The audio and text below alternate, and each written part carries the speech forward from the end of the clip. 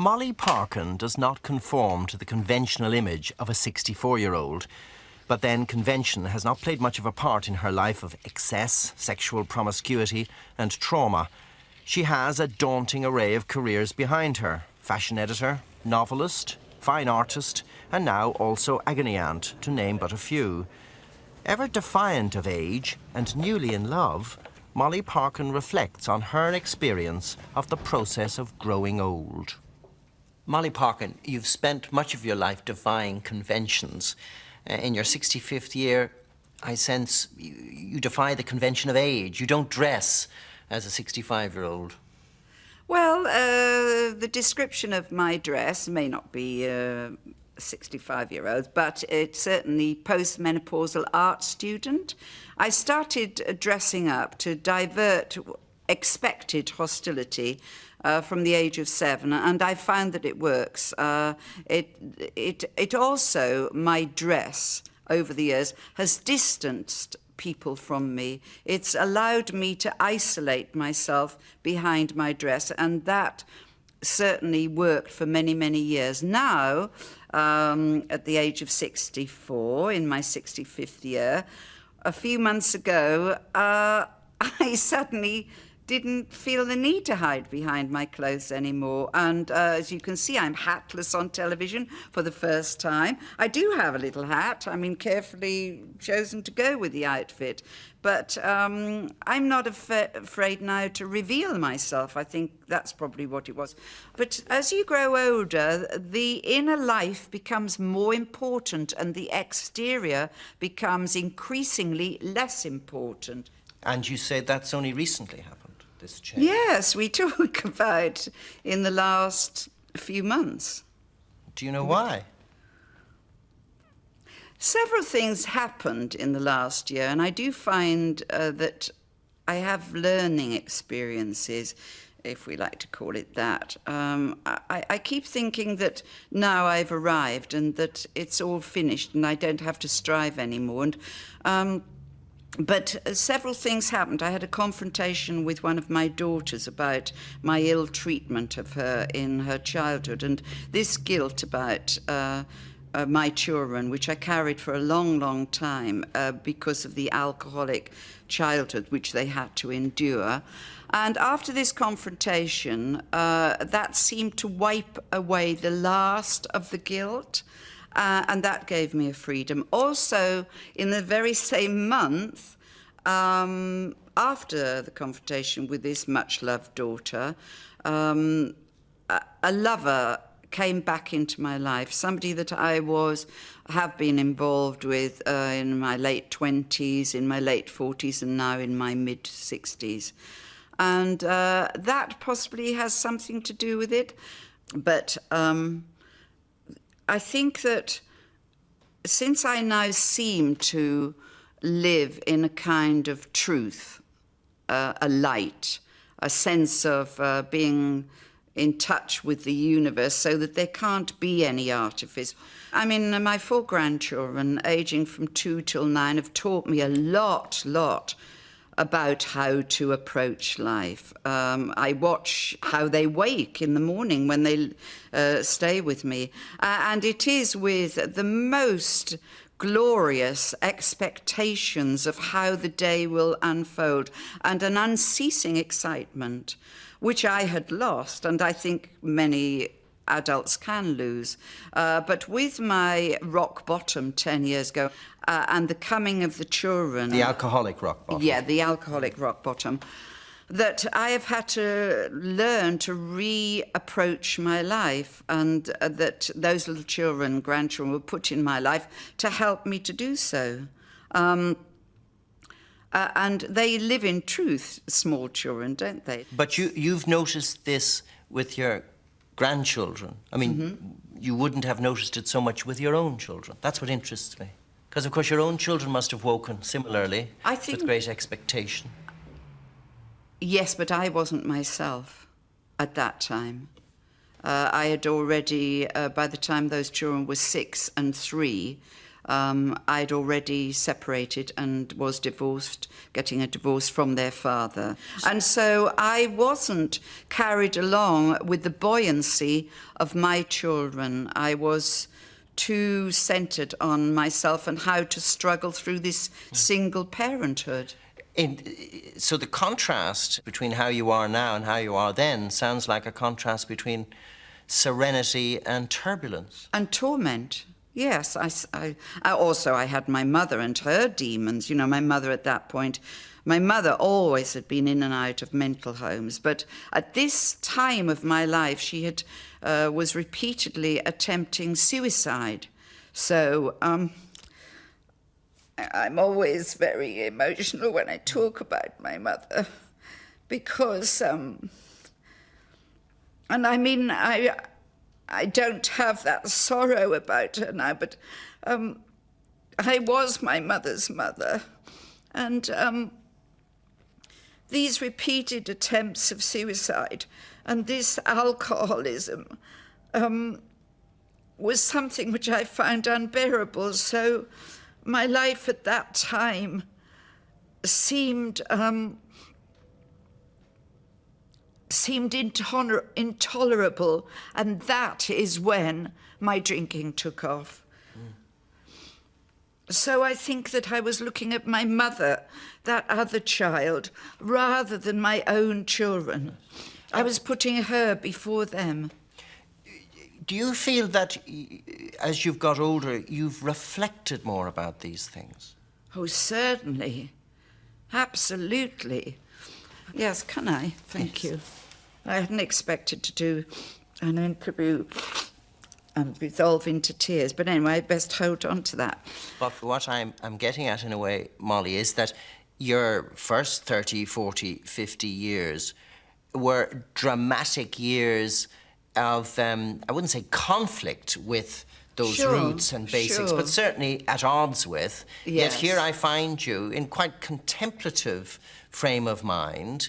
Having put that behind me. That's right. And I'm interested to know whether you see this as this is a reflection of aging. This is what one of the processes of aging is about, a way of coming to terms with your very disturbed and distressed mother, coming to terms with what you did to your own children. Now, that's what you've certainly started to talk about, and I wondered, have you reflected on why it's happening now? This seems to be the answer to me. I come from a culture in that Welsh Valley where the most revered are the oldest in the village, because it is understood that they have gone through all life's vicissitudes and exhilarations, that they have had their children. They now feel that they've handed the torch on biologically, they have their grandchildren, and now they come to a period of contemplation where all this intricate puzzle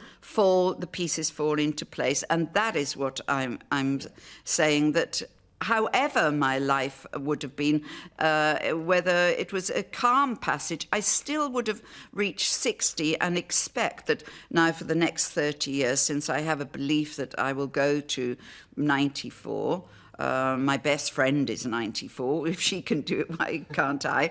That will be the most fulsome time of my life, creatively speaking, and in terms of being a joy to myself and a joy to others, without being caught up in a maelstrom as I was before. But for my journey and for me, that was necessary in order to bring me to where I am. And when you look back then, when you look back at, say, Molly Parkin in her 20s and her 30s, you say it was necessary. Do you feel it was foolish? Foolish? Foolish. What could have been foolish? Where I'm contrasting with wisdom. I think it was out of control, if that's foolishness.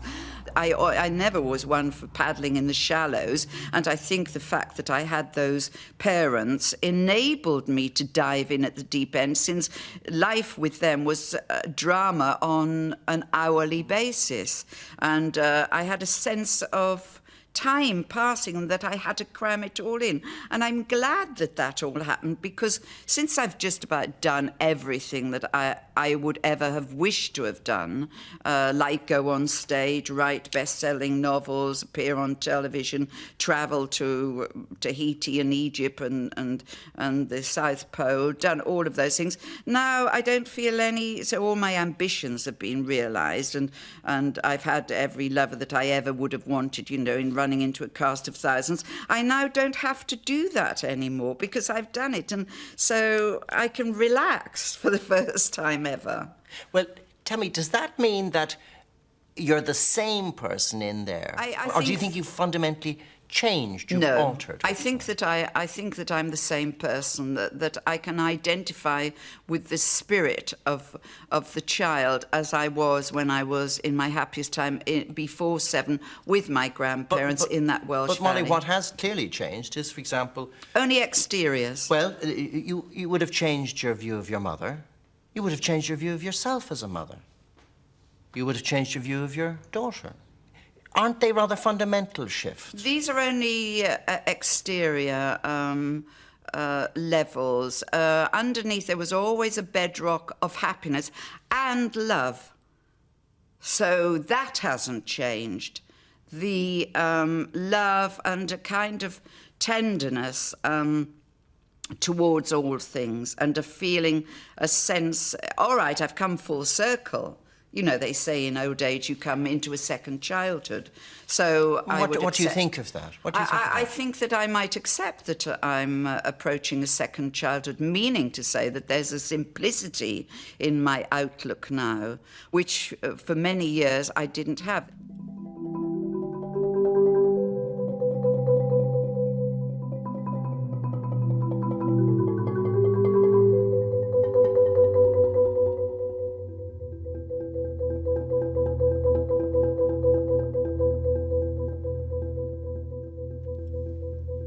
It seems to me that in young adulthood, I think that it maybe starts in teenage, in puberty, that certain fears come, certainly a terror of the opposite sex, which was a large thing for me. Sex is a tumultuous kind of arena that we all get flung into, you know, when your periods start. That was pretty traumatic. And now suddenly men and boys and the male schoolmasters were looking at you in a different way. All girls have that. I'm not the only one. But such was my ebullience that I decided to make a friend of it. You know, I thought, well, you know, if they're going to look at me like that, I'll turn into an enchantress and I'll be the fairy queen and these will be my minions. And that was my way of coping with it. And did you enjoy it? Well, it certainly gave a sense of power. I felt in control. But when I mean, was it the power or the sex? The two were linked when I had my first drink, because this Welsh puritanical chapel girl, when I had my first drink in an artist club off Piccadilly, immediately changed when that hit the spot, and I was 21 then, and I changed into the vamp of the valleys, and that happened every time I had a drink, and that lasted for 30 years. Then, without the drink, of course, it's a very different story, because in the last 10 years, having had the cast of 1,000, you know, I thought, well, let's have a try at celibacy now and see if you can live with celibacy. Also, of course, the sap wasn't rising quite so urgently in my mid-50s, though prior to that, in menopause, you know, it was all over the place, the hormones, and that was when I was avaricious for men and indeed pleasured on more than one occasion a whole entire Welsh rugby team. That seemed to be fun. Yes. Is that associated with the decline of Welsh rugby? Since I've gone into this rumbustious lifestyle, what about trying the exact opposite, since my life has run in extremes? So I tried celibacy, and I found that very cosy indeed. You know, I found the friendship of women very, very nourishing and sustaining and jolly good fun. But I broke my celibacy in the last 10 years on 2 occasions, and they seemed heaven-sent little jewels, and I celebrated that. And now this love has come back into my life. So I have a lover again. And I seem to be blessed in every department. I didn't think at 64 that actually I was going to savour physical embraces other than those of my small grandchildren. You know, they creep all over you, and that's a very wonderful feeling too. And I said, well, OK, all right, if sex is on the agenda, OK. With the help of KY now, jelly, or, you know, a mammoth pot of Vaseline. Let's see how it goes, see if I'm still in working order. And 2 days later, the phone rang, and this was this wonderful man who I've always loved and had come back into my life. So what I'm saying is that miracles can occur for anybody at any stage. Do you think sex, your attitude to sex has changed over the years? Oh, that has changed fundamentally. Because before I saw it as not so much a game as a war in which I had to be the victor. I see that I myself perished by that sword now that I look back on it, because it isn't a sword to be wielded, a woman's sexuality. I know that mine was a complicated mixture, you know, my enslavement of men, which I acknowledge. I did enslave. I lured many husbands from their wives. I consciously did that.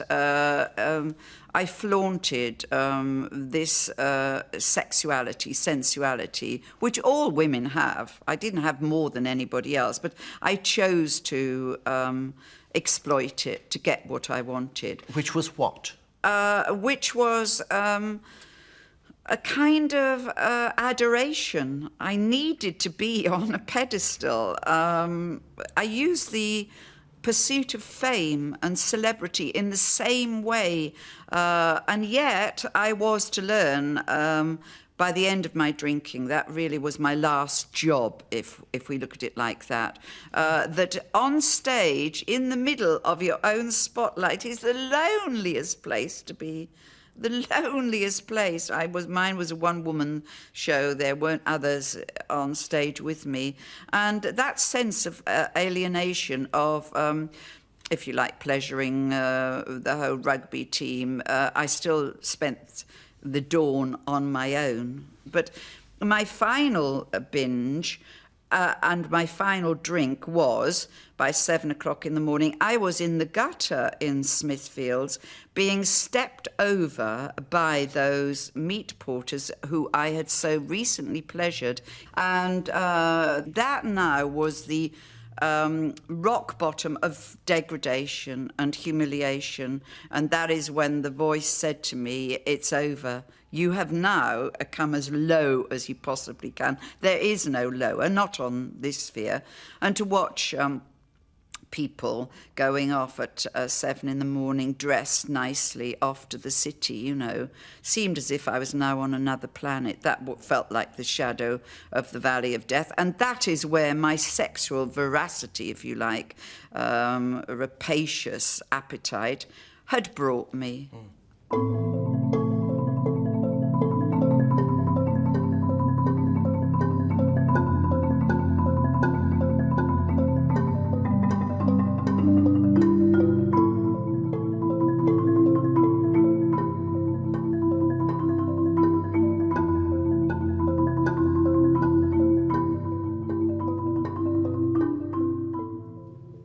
Is it possible that one of the foolishness of older years is our desire, our belief that we can somehow pull it all together, that we can make peace?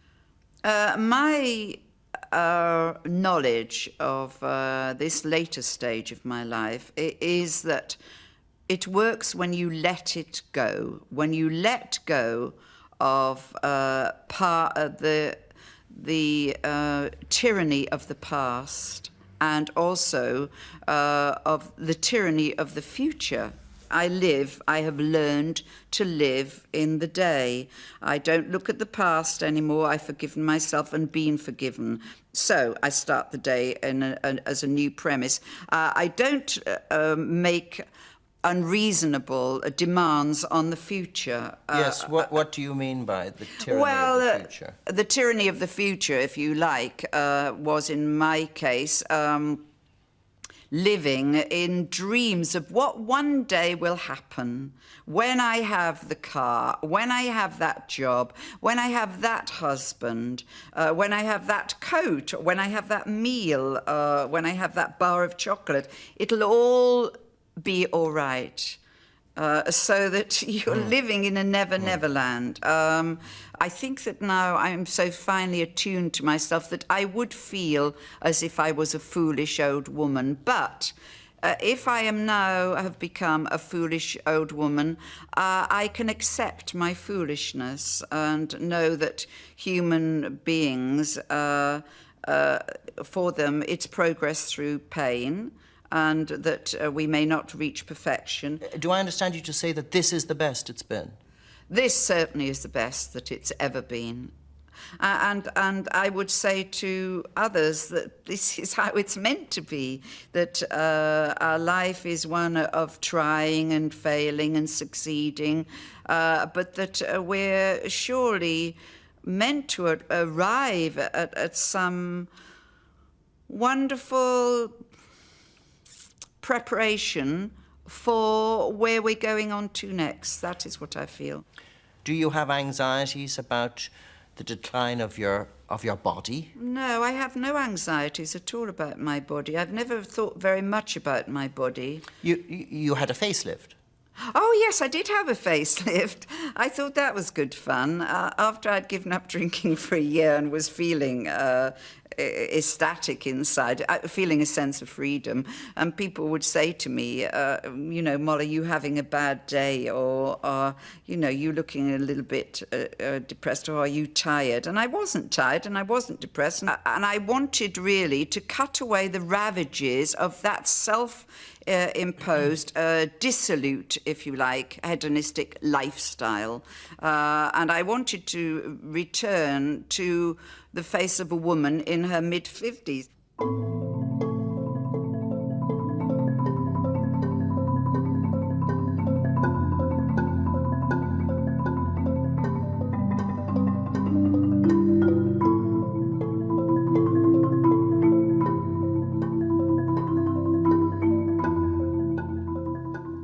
People say to me, when you had your facelift, was to look younger.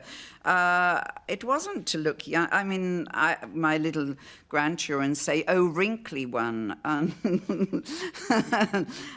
I tell them the story of when I was 7 and sleeping between my granny and my grandfather in their feather bed, and I used to trace these little lines on this sleeping face and think it looked like lace, like the lace curtains. I thought it was just exquisite. So when I tell my grandchildren that, they look at me in wonder and go, "Ooh," and I said that was my view of it. Do you think your friends are aging in a different way to you?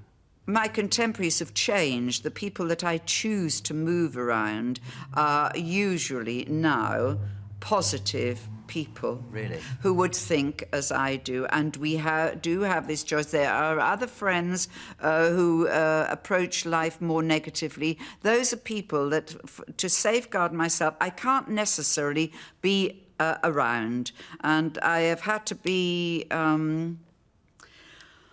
I've had to be fearless in this journey of mine. The path becomes narrower. I have found as I grow older, that before I would embrace everybody, spend too much of my time, all the time with other people. Now I spend a lot of my time, I choose to spend a lot of my time as a creative artist anyway. You have to, in solitude, but wonderful blossoming solitude, and the time that I spend, since I have a sense of time now, which I didn't before. I thought there was all the time in the world, and now I am aware of each day could be my last day, and so let me make it as perfect as I would expect a last day to be. Do people put on you certain expectations because you are getting older? I know that I love the word granny. I mean, obviously, because my granny, the relationship I had with my granny was so important to me, and I would wish to give to my grandchildren what my granny still, in her death, gives to me, the strength that she gives to me, and the love and all of that. And so when I went recently, and I love to go on the buses with my bus pass, you know, I flash it. It's like it's a badge of pride. You know, my appearance is one of pride. I love the wrinkled nature of my hands. I think that they, sometimes in autumn you see old leaves, or you see now at this time roses which are beginning to wither, which are just so exquisite in their colour, as beautiful as they were when they were buds. You know, age is something.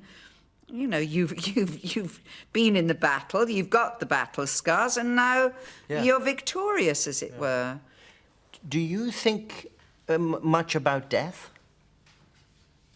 I don't actually think